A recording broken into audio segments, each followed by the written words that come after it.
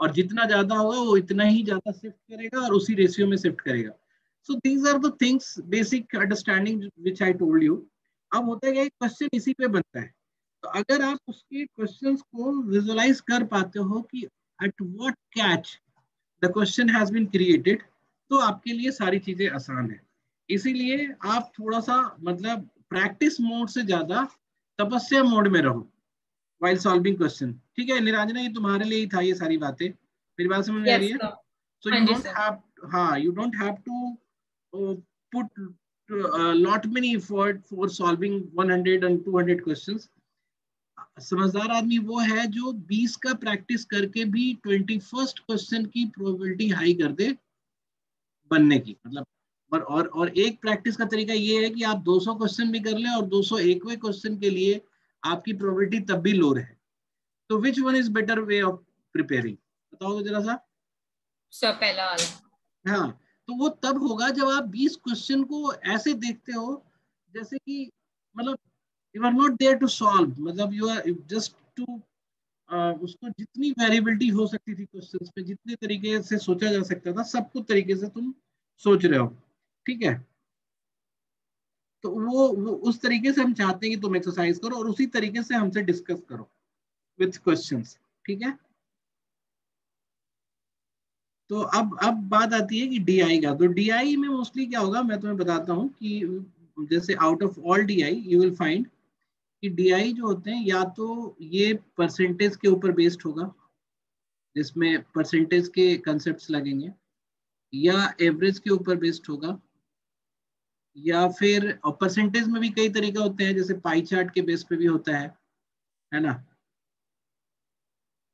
या फिर रेशियो के ऊपर बेस्ड होगा, या फिर नॉर्मल रीजनिंग बेस्ड मैथ्स में होगा, रीजनिंग बेस्ड मैथ्स मतलब मैथमेटिकल डीआई होगा. और पांचवा तरीका होता है वेन डायग्राम. मोर और लेस समझे, तुम्हारे पास इस पांचों से एक एक जरूर होता है डीआई में.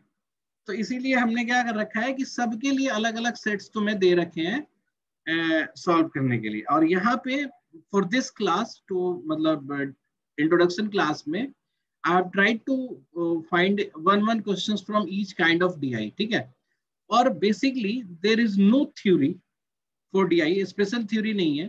You just have to use whatever you learned in these particular exercises.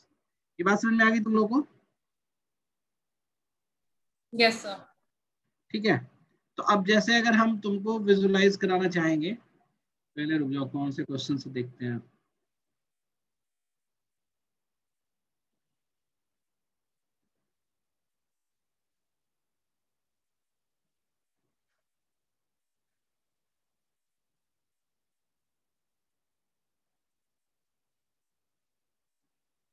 चलो पहले इस क्वेश्चन को हम लोग देखते हैं. ठीक है, सबसे पहला तरीका होता है डीआई का कि आप पहले डेटा को विजुलाइज करने की कोशिश करो कि डेटा कैसे दिया हुआ है.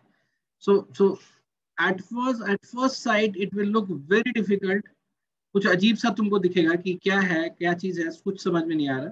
बट थोड़ा सा तुम ध्यान दोगे तो you'll find कि what data या what information they are trying to give through that figure. अब डेटा जो है आपके पास ऐसे ग्राफिकल फिगर में भी आ सकता है, डेटा जो है आपको टेबुलर फॉर्मेट में भी आ सकता है कि टेबल बनाया हुआ होगा, डेटा जो है पाई चार्ट फॉर्मेट में भी आ सकता है. आपको बस अपने आप को कंफर्टेबल करना है कि हर तरह के डेटा, और डेटा आपको नॉर्मल स्टेटमेंट्स में भी लिख के दिया जा सकता है. तो आपको अपने आप को कंफर्टेबल करना है कि डेटा जो है किसी भी फॉर्मेट में हो, आपको उसकी इरिटेशन नहीं होनी चाहिए. ठीक है, अब ध्यान से देखना है एक बार, and I will be doing just 1 or 2 questions, और बाकी आप खुद कर लोगे देखना, अगर आपका वाकई मैथ्स का कंसेप्ट अगर एवरेज वगैरह का ठीक है तो. ठीक है, तो ये बोलता है कि the data points in the figure below एकदम जैसे एकदम ट्रांसलेट करके दिमाग में आपको रीड करना है क्या बोल रहा है. रिप्रेजेंट, क्या रिप्रेजेंट करता है? Monthly income and expenditure data of individual members of Ahuja family, Bose family, Kumar family and Dubey family. ठीक है, अब इस बात को हमें समझना पड़ेगा कि कैसे दिया हुआ है. तो जैसे मान लो कि ये आहूजा फैमिली है, यानी आहूजा फैमिली का मेंबर 1, इसकी इनकम कितनी है बताना? ये एक्सपेंडिचर नीचे एक्स एक्सिस पे एक्सपेंडिचर है, तो यहाँ पे इसका इनकम होगा। ठीक है, तो इनकम कितना है बोलना? 3200। हाँ, मतलब you don't have to be exact, अगर दिया नहीं है तो एग्जैक्ट की मोर जरूरत देन नहीं। 3000। मोर देन 3000 है, हाँ, मोर और लेस 3200 3300 कुछ भी बोल सकते हो। और इसका इसका इनकम हो गया तुम्हारा आहूजा फैमिली के पहले का। जैसे अगर ऐसे किया जाए कि मेंबर 1, तो 3200 बोलोगे तुम। और इसका एक्सपेंडिचर कितना होगा? Less than 1000। हाँ, मतलब लगभग लगभग सेंटर पे है, तो यू कैन से 500। तो मेरा पॉइंट क्या है कि ये लिखने की जरूरत नहीं है, अब हमें डेटा देखना तो आ गया। मतलब अब हम ये भी कह सकते हैं कि दुबे फैमिली में 2 मेंबर्स हैं, एक का इनकम 3000 से ऊपर है, एक का इनकम 1000 से थोड़ा ऊपर है। तो उसी का एक्सपेंडिचर जो है 2000 से थोड़ा कम है, और इसका एक्सपेंडिचर जो है 1000 से थोड़ा ज्यादा है। मतलब ऑलमोस्ट जो ये लाइन है, ये जो सेंटर लाइन है, वो ये बताता है इनकम और एक्सपेंडिचर सेम है। यानी कि जो सर दुबे मेरा एक फैमिली। क्वेश्चन है, सॉरी मैं इंटरप्ट कर रही हूँ नहीं, कोई सर। क्वेश्चन। इसमें जैसे बोला है इंडिविजुअल मेंबर्स की है, हमने जैसे अभी आहूजा फैमिली, तो हमने मतलब एक तो सबसे पहला हमें मेंबर होगा यहाँ पे उसी की एनालाइज की है। नहीं, ये हम पूरी सबका कर सकते थे, मतलब this was an example. Okay sir. तो अब मुझे जरूरत नहीं है तो मैं सबका फिगर क्यों लिखूं? Okay sir. अब हम लोग मजदूर थोड़े ना है कि कुछ भी लिखते रहेंगे, हम लोग स्मार्ट मैनेजर हैं। तो हमें पता चल गया कि डेटा कैसे दिया हुआ है। Now I will see the question, then I will decide कि क्या करना है। ठीक है, बोलो। Yes sir. तो हमें ये तो पता चल गया ना कि जो भी मेंबर्स है, जैसे कुमार फैमिली है उसके 3 मेंबर्स है, एक यहाँ पे है, एक यहाँ पे और एक यहाँ पे। So I can easily find it out कि इनका इनकम क्या है, इनका एक्सपेंडिचर क्या, अलग अलग। ठीक है, यहाँ तक क्लैरिटी होगी तुम्हें? Yes sir. ठीक है, तो दिस इज डेटा। मतलब आपको सबसे पहला चीज जो किसी भी डीआई को करने के लिए है, वो आपको है कि आपको डेटा आपको समझना है। और यहाँ हमारा वो काम डन हो गया कि हम डेटा समझ गए, और हमें ये भी पता चल गया कि जो ये वाली लाइन है वो बताता है इनकम एक्सपेंडिचर पे है। यानी कि जो कि कौन सी फैमिली है, दुबे फैमिली का एक मेंबर ऐसा है जिसकी इनकम और एक्सपेंडिचर दोनों बराबर है। ऑल्दो इसकी कोई जरूरत नहीं है, I am just visualising it कि ये डेटा है, हमसे अभी किसी चीज की जरूरत नहीं है मुझे। अब हम क्वेश्चंस पढ़ेंगे। ये बोलता है कि विच family has lowest average income. अब मुझे बताओ कि अगर मुझे आहूजा फैमिली का एवरेज इनकम निकालना है तो मुझे क्या करना पड़ेगा?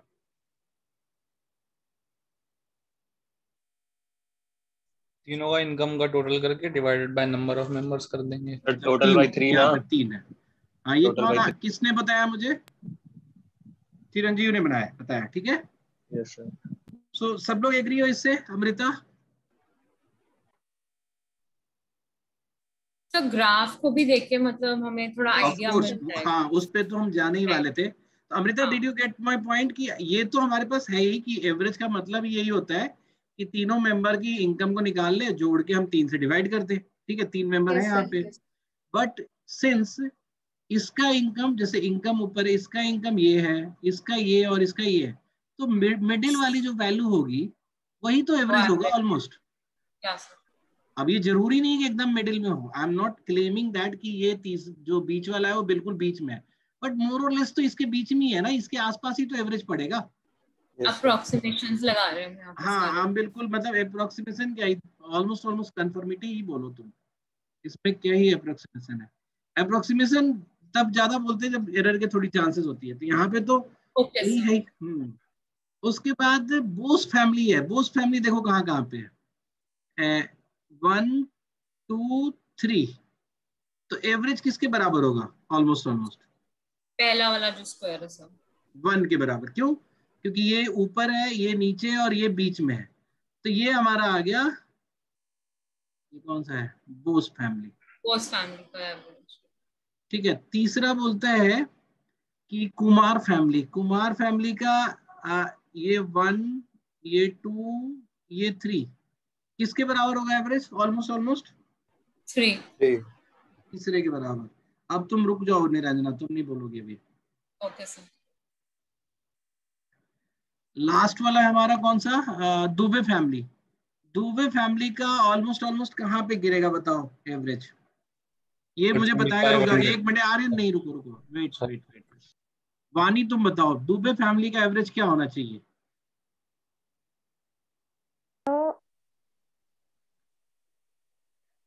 इनके सेंटर में हाँ मतलब ये दो ही फैमिली है तो दोनों के बीच में आएगा कहीं पे?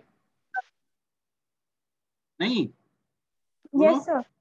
अब हमें वैल्यू देके कैलकुलेट भी करें तब भी हम यही कहीं पे डालेंगे, तो ये हमारा दुबे फैमिली का हुआ। पूछा क्या था? लोएस्ट एवरेज इनकम, वो किसका दिख रहा है हमें? कुमार। बोलो। हाँ, तो ये हमारा आंसर हो गया। ठीक है, ये बात समझ में आई? Yes sir. Yes sir. तो आपको स्मार्टली आंसर करना है, ना कि कैलकुलेट करना है। अब हमसे पूछा तो क्या नहीं है कि आपने कैसे आंसर दिया, तो हम अपनी इच्छा से जैसे मन करे वैसे आंसर देंगे, जैसे हमें दिख रहा है वैसे देंगे। तो अब अगर नेक्स्ट क्वेश्चन पे चलते हैं,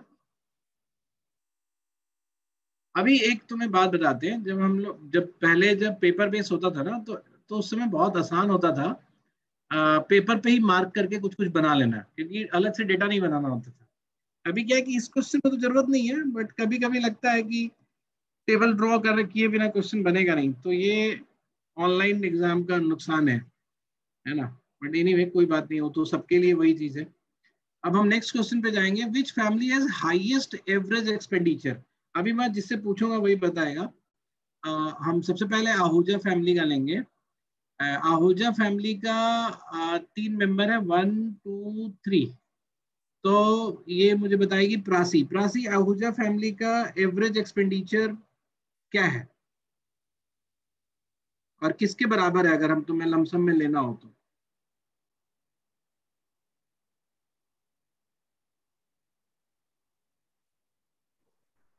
तो सेकंड वाले से जो डायरेक्ट नीचे डाउन होगा 1000 के पास। हाँ, सेकंड वाले से थोड़ा सा नीचे होगा कि ऊपर होगा? थोड़ा सा नीचे होगा, सॉरी, है ना। Yes sir. तो मतलब ठीक है, हम इसको मान लेते हैं ना यहाँ पे। This is yes my sir. Ahuja family का एक्सपेंडिचर। सेकंड है हमारा बोस फैमिली। बोस का व्हाइट बॉक्स है, बोस के लिए बताएगा कौन? वरुण तुम बताओ, बोस का एक्सपेंडिचर क्या ले सकते हैं? अगर ये 1 है, ये 2 है, ये 3 है, तो sir near to 2। Near to 2, मतलब ये आसपास ही रहेगा। यस।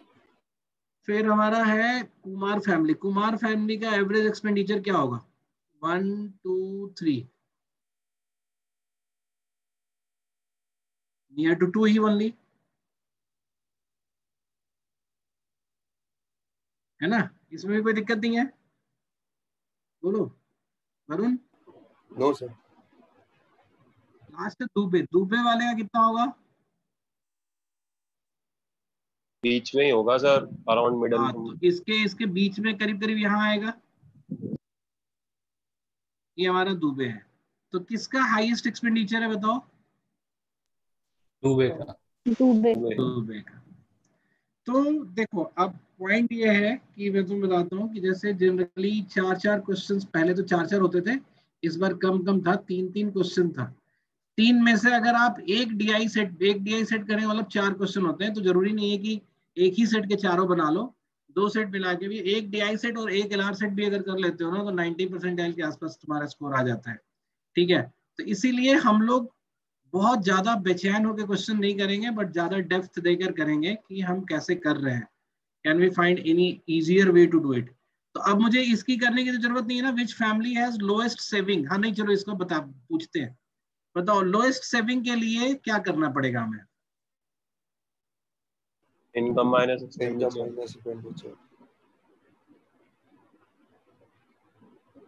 और कोई तरीका बताओ। इनकम माइनस एक्सपेंडिचर तो ठीक है, फिर हमें सबका निकाल के, तीनों तीनों मेंबर का निकाल के पहले एवरेज करना पड़ेगा ना। हमें सारी फैमिलीज के लिए बताना है। कोई और इसमें बताएगा व्हाट कुड बी? तो सर जो जिसका डायगोनल लाइन जा रही है, कम, एक एक करके जिसका मुझे। सबसे कम एक्सपेंडिचर होगा, हाँ, उसकी सबसे ज्यादा सेविंग। उसकी ज्यादा सेविंग होगी ना, तो ये सेविंग नहीं, कम सेविंग बोल रहा है ना, लोएस्ट सेविंग। हाँ जी सर सर। जिसका एक्सपेंडिचर ज्यादा होगा सर, उसकी सेविंग भी तो कम रहेगी ना फिर। हाँ बिल्कुल। बट इनकम भी तो देखेंगे। इनकम भी तो देखोगे। तो सर इसमें जो हम ये आर्यन, आर्यन दिमाग लगाओ कुछ। सर ये जो income is equals to expenditure वाली लाइन है उसको हम फॉलो करेंगे। सर हमने एवरेज इनकम और एवरेज एक्सपेंडिचर जो निकाला था उसका कहाँ निकाला है हमने, तो बिना निकाले मतलब जवाब दिए हम लोग। हाँ मतलब वैसे ही उससे भी अप्रोक्सीमेट निकाल सकते हैं। तो फिर निकालने में टाइम लगेगा ना। तो सर कितना डायगोनल अच्छा लाइन यहाँ पे दिया देखेंगे। हुआ है कि इनकम और एक्सपेंडिचर बराबर का लाइन है, तो जिस फैमिली के मेंबर सबसे ज्यादा इसके क्लोज होंगे उसकी सेविंग सबसे कम होगी, नहीं? Yes sir. तो सबसे ज्यादा क्लोज कौन है? यही दुबे फैमिली ही तो है। Yes sir. तो इसकी जो है दुबे फैमिली की एवरेज सेविंग जो है सबसे कम होगी। बात यस समझ आई तुम लोग को? Yes sir. तो हमें स्मार्ट बनना है।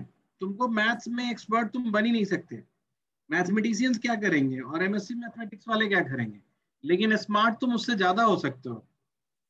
ठीक है। अच्छा, नेक्स्ट है the highest amount of saving in occurs to a family of which family. अब इसमें हाईएस्ट सेविंग किस में है? एवरेज सेविंग नहीं पूछ रहा है, हाईएस्ट और लोएस्ट। हाईएस्ट सेविंग कहाँ पे है बताओ? जो लाइन से जितना दूर होगा सर, जो डायगोनल लाइन जा रही है। हाँ, तो किस तरफ दूर होगा? इस तरफ वाला तो नुकसान में ही चल रहा है यस ना? सर, जो सेविंग्स की तरफ ऊपर होगा, जो स्क्वायर है सबसे ऊपर हमारा, सर हाँ, जैसे इनकम की तरफ ही ज्यादा होगा। हाँ, ये वाला अच्छा फैमिली सर। ये सबसे ज्यादा बचा रहा है, लेकिन हमें फैमिली का बताना है ना कि अब तो हम ये तो समझ गए कि जो हाईएस्ट सेविंग जो है वो ये तो या तो ये वाली फैमिली का होगा या तो ये वाली का होगा। ठीक है, यस। तो इन दोनों में से किसको आंसर करें? सर जो डार्क हुआ होगा क्योंकि उसके एक्सपेंडिचर कम है और इनकम क्या ज्यादा। क्या? सर जो डार्क वाला जो ऊपर वाला है। हाँ, वो होगा क्योंकि इसके दो क्लोज है ना इस लाइन से। Yes sir. तो इन दोनों का जो सेविंग है वो बहुत कम है और इन दोनों का बहुत दूर है, तो इन दोनों का सेविंग बहुत ज्यादा होगा, है ना? तो उसका आंसर है ये ऊपर वाला ब्लैक सर ब्लैक, वो कौन सा? आहूजा फैमिली। तो इसका आ जाएगा तुम्हारा आंसर आहूजा फैमिली। ये बात समझ में आई? अमृता बताओ, यस और नो? Yes sir. और श्रुति तुम आज कुछ भी नहीं बोल रही हो, या तो तुमको नहीं समझ आ में रहा नहीं? है। हाँ, नहीं सर, आ रहा है, समझ आ रहा है। तो मतलब क्या समझी तुम बताओ? अगर मैं तुमसे बोलूँ समझ, क्या समझ में आया तुम्हें?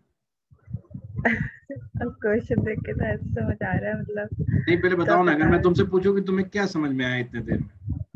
मतलब शॉर्टकट मेथड, जैसे हम बहुत बड़ा बड़ा कर लेते हैं, मतलब एवरेज वगैरह नहीं, निकालते तुम हैं। बोलो ऐसे कि सर शॉर्टकट हमें मेथड। घूरना है पहले बहुत तेज। हाँ सर, हाँ। तो you have to see it, है ना? You have to see in a way कि तुमको आंसर दिखे, है ना? ऐसा कोई शॉर्ट ट्रिक शॉर्ट मेथड मैं नहीं दे रहा हूँ मैं, है ना? जो भी हम कह रहे हैं that is very logical way of seeing the data, है ना? यस इसका सर, कोई यस सर। ट्रिक याद नहीं करना है, कुछ भी रिकॉल नहीं करना है तुम्हें। तो जैसा इस क्वेश्चन में आया, there could be a very different way to see another data, लेकिन वो तुम्हें देखने के तरीके से भी आंसर मिलेगा कभी कभी। ठीक है, सो ये हमारा एक एवरेज बेस था, जिसको मतलब बेसिकली ग्राफ पर एवरेज बेस है। मैं तुमको एक नॉर्मल डेटा का भी एवरेज बेस बताता हूँ मैं।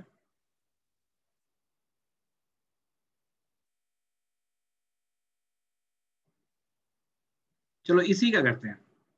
इसमें अब डेटा के हिसाब से देखना है तुम्हें। ये बोलता है कि फॉर एडमिशन टू वेरियस, अच्छा यहाँ पे क्या है कि ऐसे सब डेटा में एक ट्रिक होता है। ट्रिक क्या मतलब कि ऐसा नहीं है कि जो मिसिंग पॉइंट है वो फिक्स होगा, उसमें हम वैरी कर सकते हैं वैल्यूज की। तुम थोड़ा सा देखोगे तो समझ में आ जाएगा। पहले तो हमारा पहला टास्क ही क्या होता है? डेटा को ऑब्जर्व करना, जितने अच्छे से हम कर पाए। So, for admission to various affiliate colleges, a university conduct a written test with 4 different section. वही टेस्ट नेट की तरह हो गया, बस इसमें 4 सेक्शन होते हैं, 1 2 3 4, ऑफ मैक्सिमम ऑफ 50 मार्क्स, सबके 50 मार्क्स हैं। The following table gives aggregate as well as sectional cut-off marks fixed by 6 different college affiliated to University A. ये यूनिवर्सिटी ए के 6 कॉलेजेस हैं। इनका सेक्शनल कट ऑफ मार्क है, section D का कोई cut off नहीं है कॉलेज 1 के लिए, लेकिन ओवरऑल इनका 176 होना चाहिए। तो इस तरीके से इन्होंने डेटा दे रखा है कि ये कट ऑफ एग्रीगेट का है और ये कट ऑफ सेक्शनल का है, बट ये जरूरी नहीं है कि सारे सेक्शनल में कट ऑफ हो।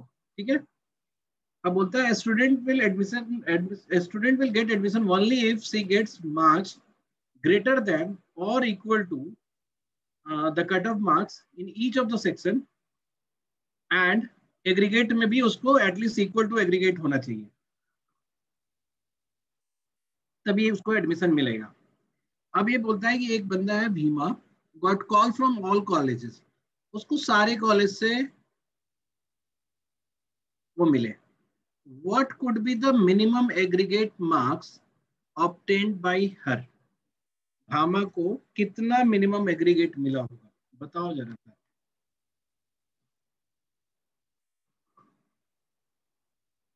उसको सारे कॉलेज से कॉल आने के लिए सर 180 क्या क्या कंडीशन चाहिए?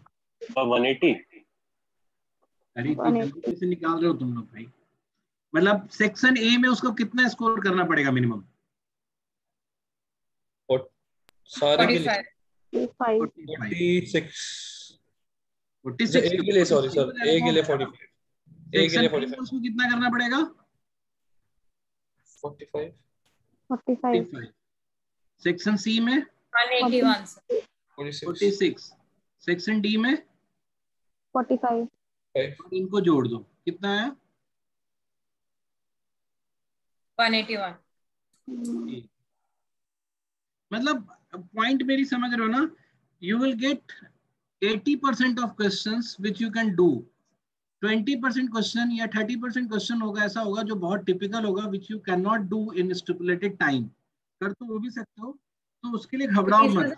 एग्रीगेट देख के फायदा नहीं है, बिकॉज हमें नहीं पता क्या कट ऑफ पे कितने बच्चे को कैसे मिलेगा। वो तो मैं यहाँ तो तुम्हें पता चल गया ना, वो तो ठीक है। मैं यहाँ पे तो हमने सेक्शनली देखना पड़ा। ये सारे कैट के क्वेश्चंस हैं, ऐसा नहीं है कि ये इजी क्वेश्चन मैं तुम्हें दे रहा हूँ, ठीक है? आप जस्ट मतलब हाँ, उसमें से भी मैंने इजी फाइंड आउट करके लिखा है पहले, बट ये कैट के ही क्वेश्चंस हैं। तो मेरा पॉइंट है कि आप जब कैट देने जाओगे तो you will get similar questions, और आपका एकदम एक लौता ध्येय ये होना चाहिए कि आसान वाला देखो, उसको कर लो, क्योंकि टाइम इतना होता नहीं कि टफ वाला तुम करोगे। Charlie got calls from 2 colleges, what could be the minimum marks obtained by him in a section. 2 college से उसको किसी एक सेक्शन में मिनिमम मार्क्स क्या होना चाहिए, बताओ। अब इसका क्या करोगे बताओ?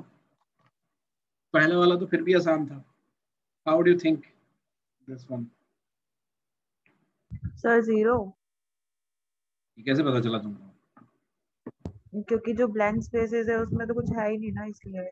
तो इस मतलब ये तो हमें 2 कॉलेज का कॉल भी तो दिलवाना है इसको, बिना कॉल दिलवाए कैसे 0 कर दोगे? कौन से 2 कॉलेज का कॉल दिलवाना चाहते हो, ये भी तो पता होना चाहिए ना हमें।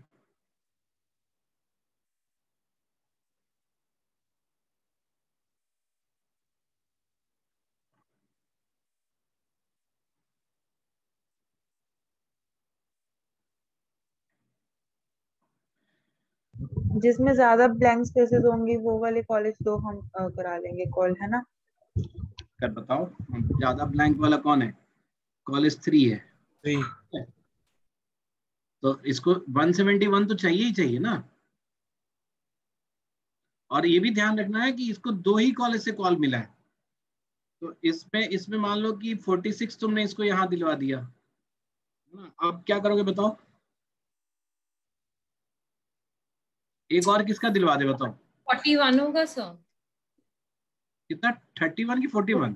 41 ये मुझे नहीं पता यार, मैं तो पहली बार मैं भी कर रहा हूँ। मेरे अकॉर्डिंग सर 41 है। मतलब सच में पहली बार मैं भी कर रहा हूँ। मुझे इसका जिसने भी बोला ये बात अच्छा लगा कि मिनिमम वाला जिसमें मांग रहा है, एक तो ये कॉलेज दिलवा देते हैं। अब इसका 46 है तो हम इसमें अगर 45 कर दें तो दूसरे वाले कॉलेज का भी हो जाएगा। इसका 175 है।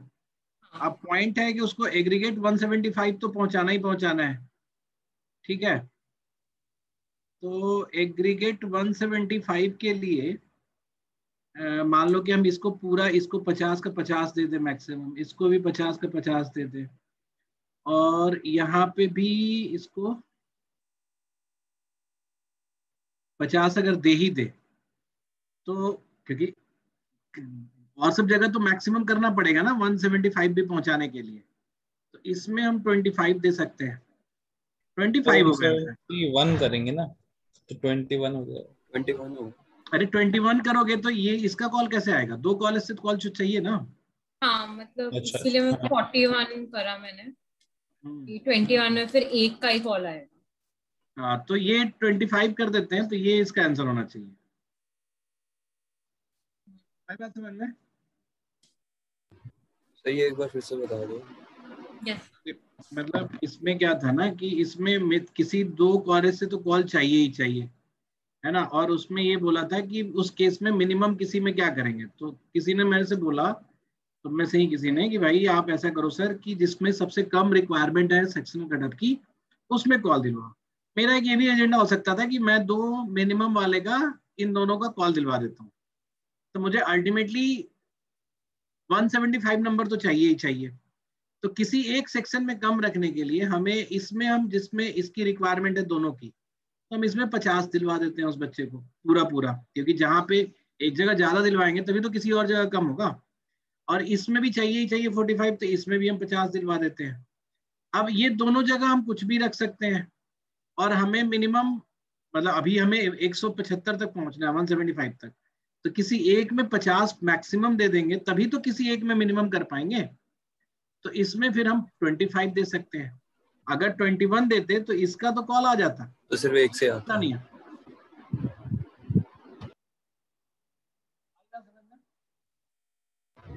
So you are not audible. Audible नहीं है। अब ठीक है सर। ये किसी, मतलब जिस सेक्शन में, इन दोनों में तो हमने फुल कर ही दिया, क्योंकि मुझे किसी एक सेक्शन में मिनिमम करना है, इन 1 सेक्शन। और उसके लिए हमने ये देखा कि जब 2 में रिक्वायरमेंट नहीं है कोई सेक्शनल कटअप की, तो एक में फुल मार्क्स कर देते हैं, दूसरे में जितना मिनिमम होगा उतना हम दे देंगे। आ गया सर। और श्रुति तुम्हें समझ में आया? Yes sir. आशी बोलो, वानी तुम भी बोलो। Yes sir. तो पॉइंट ये है हम लोगों के पास कि हमें बहुत ज्यादा ध्यान देना है।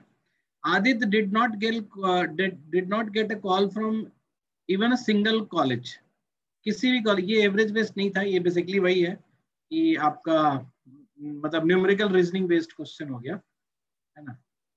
तो आदित्य को किसी भी कॉलेज से कॉल नहीं आया। What could be the maximum aggregate marks obtained by him, maximum उसको कितना मिल सकता है?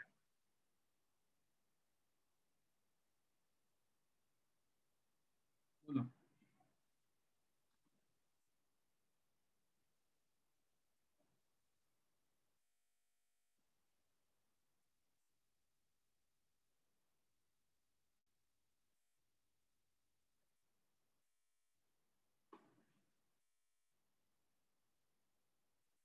हमें रिजेक्ट कराना है उसको सारे कॉलेज से, मैक्सिमम मार्क्स देते हुए। सर रिजेक्ट कराने के लिए तो 171 से भी कम होना चाहिए था। भाई यस ऐसा जरूरी नहीं है ना। क्यों ऐसे बोल रहे हो? थोड़ा और ध्यान से सोचो।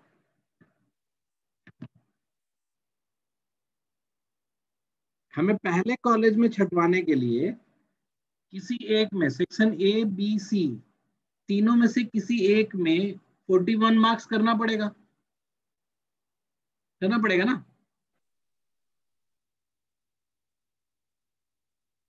मेरी बात समझ में आ रहा है? पहले कॉलेज में एक तो मुझे मैक्सिमम मार्क्स देना है, तो मैक्सिमम मार्क्स में कितना दे सकता हूँ? अगर अगर कुछ भी रिस्ट्रिक्शन नहीं होता तो 50-50 दे सकता था ना मैं। Yes sir. लेकिन तब तो सब में सेलेक्ट हो जाता। तो हमें किसी एक, मतलब कॉलेज 1 से वो करने के लिए हमें इसमें कहीं एक जगह तो कम करना पड़ेगा। तो आइडियली मुझे कहाँ कम करना चाहिए बताओ? ए में कि बी में कि सी में?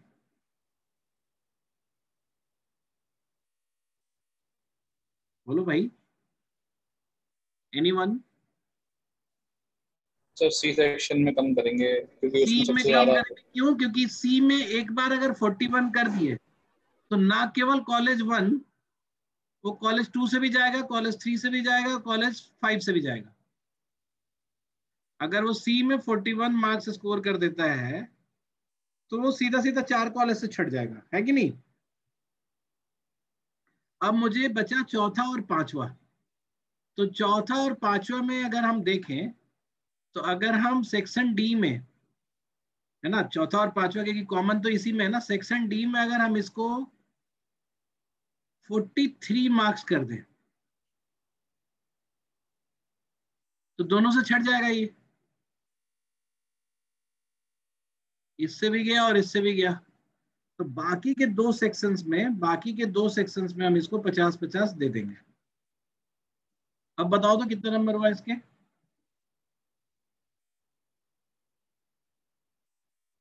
चलो आदित्य के कितने नंबर हुए? 184। 184। ये हुआ हमारा आंसर। ये बात आई समझ में तुम लोगों को? Yes sir.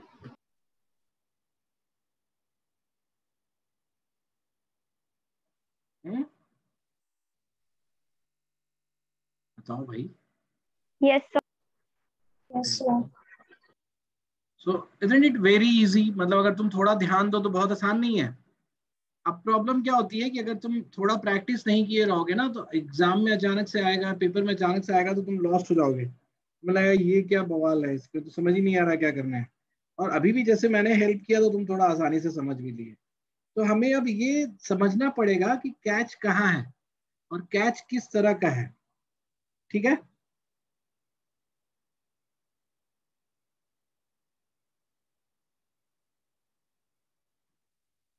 बताओ। कोई मतलब खुश होके कोई कुछ रिस्पॉन्ड नहीं कर रहा है।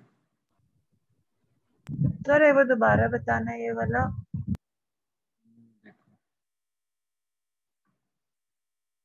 हमें आदित्य को मैक्सिमम मार्क्स देना है और ये भी इंश्योर करना है कि वो कहीं पे भी वो ना करे, सेलेक्ट ना हो। ठीक है, तो हमने सोचा कि पहले मैक्सिमम मार्क्स दे के ही बात करते हैं कि इसको 50, इसको 50, इसको 50 और 50। मान लो मैक्सिमम मार्क्स हम 200 दे सकते थे, लेकिन कॉलेज 1, 2, 3, 4, 5, 6 सब जगह इसको रिजेक्ट भी कराना है। तो सबसे पहला टारगेट हमने बनाया कॉलेज 1 का, क्योंकि कॉलेज 1 के 3-3 रिस्ट्रिक्शंस वाले वो थे। हमने बोला है कि कॉलेज 1 में ऐसा क्या मार्क्स दें, है ना, मतलब किस सेक्शन में कम करें जिससे कॉलेज 1 में वो रिजेक्ट हो जाए। तो तुमने बोला कि या तो ए में कर दो, या तो बी में कर दो, या तो सी में कर दो। तो which one would be the better option? अगर ये मैं तुमसे पूछूं तो क्या बोलोगे? किसने पूछा था अभी? श्रुति, यस सर। बताओ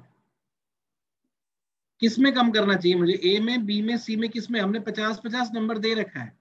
with this marks he is selected for every course, every college. तो अभी अगर मुझे कम करना हो तो किस सेक्शन में कम करना चाहिए? सर जिस कॉलेज में मतलब सबसे ज्यादा मतलब मार्क्स दे वैसे सेक्शन नहीं, सी में 4 कॉलेज कॉलेज 1 को ही रिजेक्ट कराना है ना, तो कॉलेज 1 के लिए क्या करना पड़ेगा? या तो सेक्शन ए, बी, सी किसी में तो कम करना पड़ेगा ना। तो हमने सेक्शन सी सेलेक्ट किया। क्यों?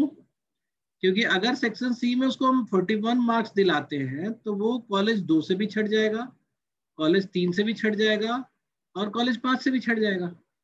नहीं,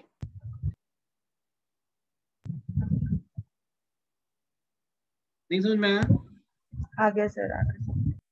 क्योंकि कॉलेज 2 का भी तो सेक्शन सी का मिनिमम स्कोर जो है 45 है। तो अब बचा मेरे पास 4 और 5। तो मुझे 4 और 5 यहाँ से मुझे दिख गया कि एक ही डेटा से मेरा काम चल जाएगा। यानी सेक्शन डी में ही कम कर दें अगर हम, तो सेक्शन डी में कम करके हमने 43 कर दिया। तो 43 के कारण ये 4 से भी रिजेक्ट हो गया और 5 से भी रिजेक्ट हो गया। तो अब हम टोटल मार्क्स जो मैक्सिमम इसको दे रहे हैं तो यही दे रहे हैं ना, 50 + 50 + 41 + 43 विच इज 184। बोलो। Okay sir. ठीक है, यस सर। अच्छा।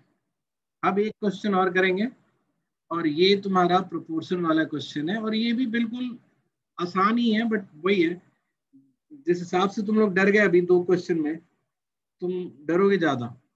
किसको इसको अभी अच्छा नहीं लग रहा है ये क्वेश्चन करके? बताओ मुझे। सर ये वाला थोड़ा हल्का सा कंफ्यूजिंग था, बाकी तो सर हार्ड नहीं है, ऐसा मतलब थोड़ा सोचना ही है। कंफ्यूजिंग तो अच्छा है ना, कंफ्यूजिंग मतलब ठीक है, अभी तो मैं बना रहा हूँ तो इसलिए कंफ्यूजिंग था। हो सकता है तुम अगर अकेले देख रहे होगे तो अच्छे से समझ में आएगा। ठीक है, अब ये वाला टेबल हमें बनाना पड़ेगा। ये बोलता है कि the proportion of male student, अगर इसको हम पढ़े जरा ध्यान से, the proportion of male student and proportion of vegetarian in a school are given below. अच्छा, मेल के साथ किसका प्रोपोर्शन होना चाहिए आइडियली? फीमेल का। और वेजिटेरियन के साथ नॉन वेजिटेरियन। हाँ, यानी कि इसने टेबल में एक ही डायमेंशन दे रखा है, दूसरा हमें खुद बनाना पड़ेगा। तो अब जैसे अगर मैं ध्यान से देखूं, मैं अगर इसको बनाऊं दूसरा, तो मैं मेल के साथ फीमेल भी डालूंगा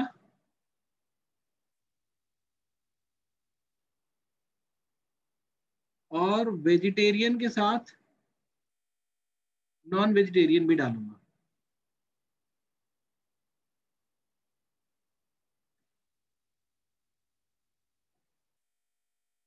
तुम लोग क्या करना ना, इस कभी जब हम क्लास खत्म कर देंगे तो इसी सब उसको जो है क्वेश्चंस को एक बार दोबारा करने की कोशिश करना, या फिर नया करना, उसके बाद फिर इसको करना। तो नया सोचने का। और ये क्लास मेरा 11th है। अब मुझे बताओ, अगर प्रोपोर्शन मेल का प्रोपोर्शन 0.60 है तो फीमेल का कितना होगा? 0.40। 40। बिल्कुल सही। और इसमें वेजिटेरियन नॉन वेजिटेरियन के बारे में नहीं दिया है कि मेल का कितना पार्ट है। 11 में अगर मेल का प्रोपोर्शन 0.55 है, 0.45। 0.45। बहुत बढ़िया। ठीक है। अच्छा, मैंने क्या गलती की थी, जैसे फिगर बनाना ना, तो इसको छोटा लिखना कि हम एक्चुअल फिगर्स भी लिख पाए इसी में, क्योंकि नंबर्स भी तो दिए हुए हैं ना, तो हम एक ही बार क्यों ना हम इसको 0.6, 0.4, 0.55, 0.545 दिख रहा है ना तुम लोग को? तो ज्यादा छोटा लिख दिया मैंने। ठीक है, अब यहाँ की हाँ, क्लास 11 में वेजिटेरियन कितने हैं? 0.5। तो नॉन वेजिटेरियन कितने होंगे? 0.5। 0.5। इधर हम लिखेंगे क्लास 11th का टोटल और क्लास 12 का टोटल। अच्छा, सेकेंडरी सेक्शन,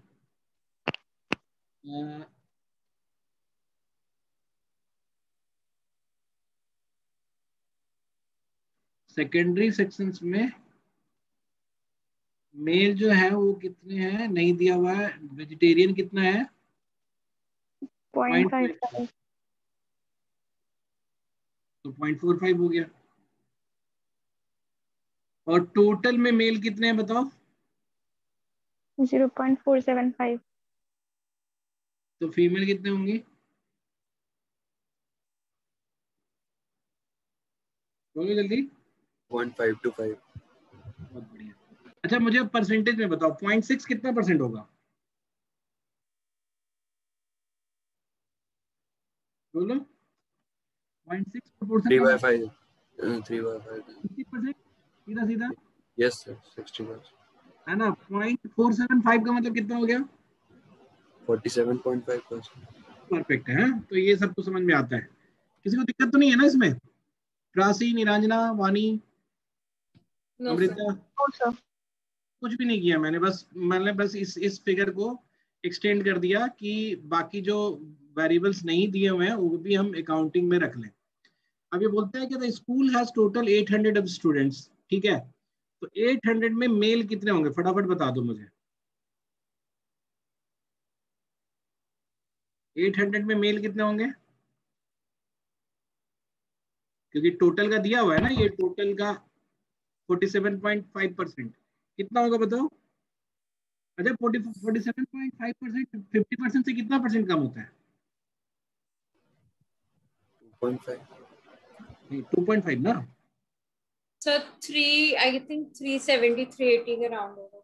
अरे 80 के राउंड क्यों कर रही हो तुम? देखो, जैसे 800 टोटल नंबर है ना, 400 हुआ ना, तो उतना पॉइंट ही कम करा है। हाँ, तो 450% हुआ, कैलकुलेशन हुआ है, तो आई थिंक 380 370 के तो राउंड है। 50% हुआ ना। एक हम तुम्हें बता रहे हैं आसान तरीका। 380 हो गया ना? हाँ, तो उसका जैसे 50% 400 है तो 5% कितना होगा? 40 होगा।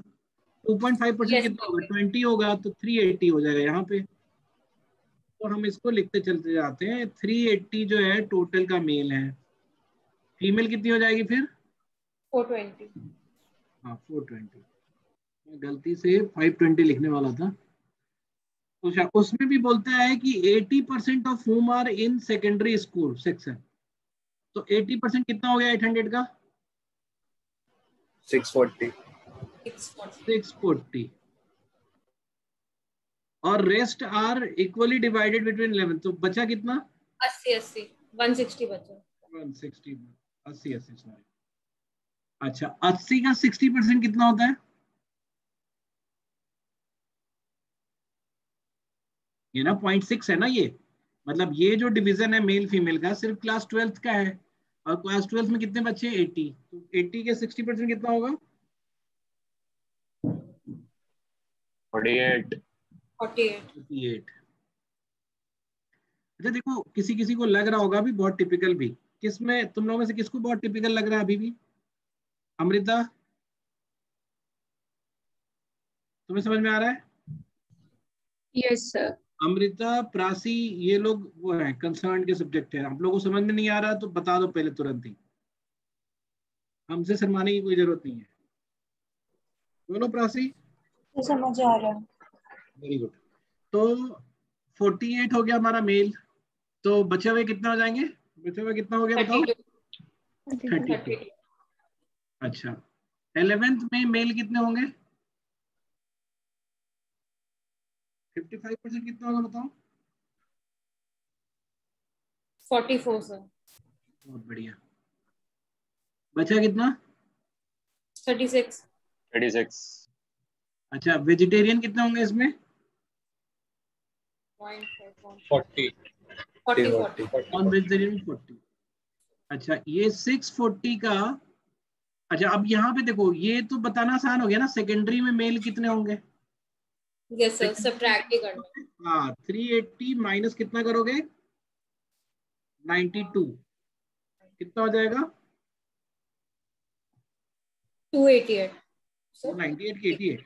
अच्छा 88 हाँ 88 सर। 88। कोई कुछ और पूछ रहा था क्या अभी बीच में? एनीवन? इसमें बताओ इसमें फीमेल कितने होंगे?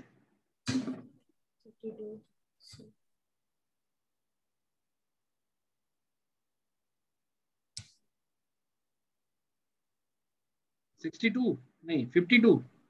352। पक्का? 352। यस सर, अभी कर रहे हैं। हाँ तो 352। इसको चेक करने का एक भी तरीका है ना कि इन दोनों को ऐड करके 640 होना वही चाहिए। देखो वही कर रहे हैं सर। हाँ। अच्छा अब वो तुम्हें ये सब्ट्रैक्ट से वो इजी लगता है। हाँ अच्छा ये वेजिटेरियन बताना कितना होगा? 0.55 मतलब 55% कितना होगा 640 का?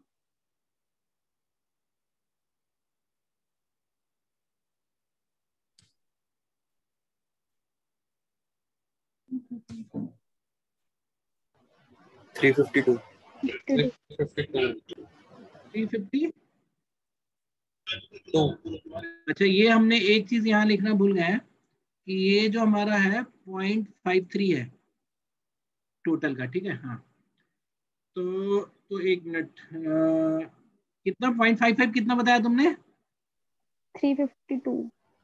352। तो बचा हुआ कितना हो जाएगा? 0.45 कितना हो जाएगा?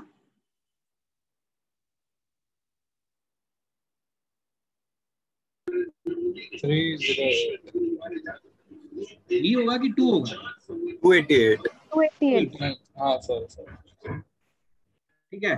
अच्छा ये 53% कितना होगा टोटल का? टोटल कितना है हमारे पास? 800 है ना। 800 का 53% कितना होगा?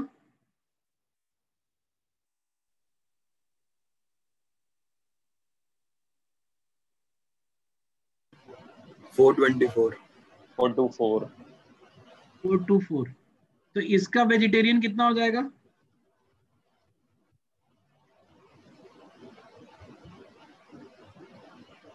फोर टू फोर माइनस क्या करना पड़ेगा हमें? 352 माइनस 40 यानी 392। बचेगा कितना बताओ?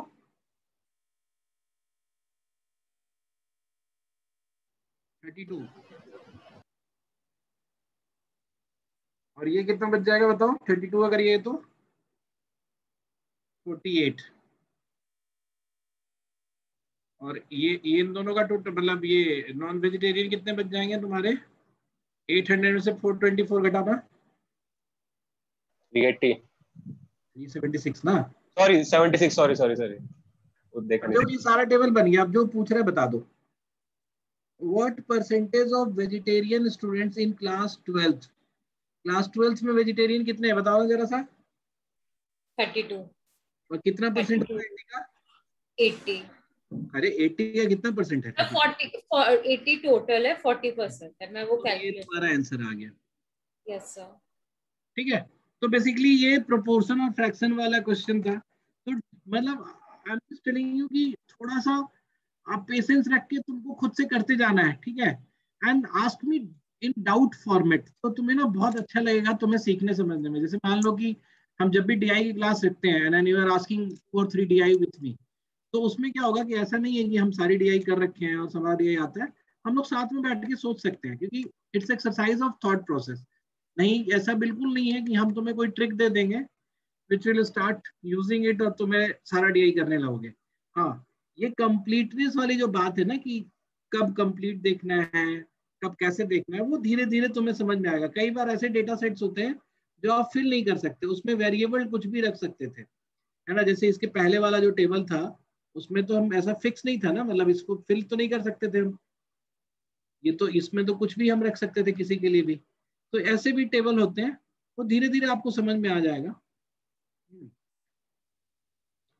तो अच्छा, रीजनिंग तो आज ये इसकी इसी का कंटिन्यू कर लेंगे हम कल क्लास में, ठीक है। कल रखें इसका कंटिन्यू कि तुम लोग एक बार ट्राई करना चाहते हो कल तक में पूरा? तो एक बार ट्राई करना।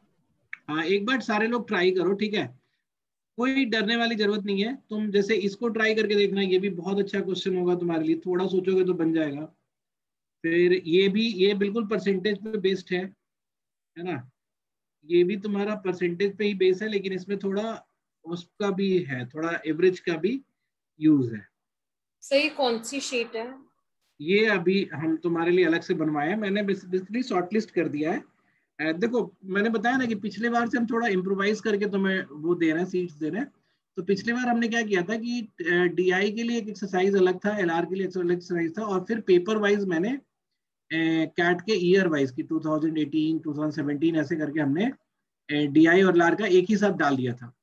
इसमें हमारा पर्पस ये था पिछली बार कि एक बार में एक साल के कैट का सारा क्वेश्चन आप कर लो, बट इस बार मैंने थोड़ा उससे अलग कर दिया। मैंने क्या कर दिया आपको कि कैट के क्वेश्चंस को ही सारे डीआई का एक साथ आपको दे रहे हैं, मतलब इंटायर कैट 1993 से लेके बीच के कुछ सालों का क्वेश्चन नहीं है, 2021 तक सारे डीआई एक साथ और सारे एलआर एक साथ, ठीक है। तो एक बार में हम डीआई करेंगे तो सारा करेंगे और एलआर करेंगे तो सारा करेंगे। जब इससे बच जाएगा आपका टाइम तब हम दूसरी वाली सीट करेंगे, ठीक है। ये बात समझ में आ गई तुम लोगों को? तो ये सीट मैं तुम्हें अभी भेज दे रहा हूँ ग्रुप में, अभी इसी से करना है, ठीक है। निरंजना बताओ, समझ में आई मेरी बात एवरीवन? तो जस्ट मिनट, मैं ग्रुप में भेज के ही तुमसे फिर बात करता हूँ।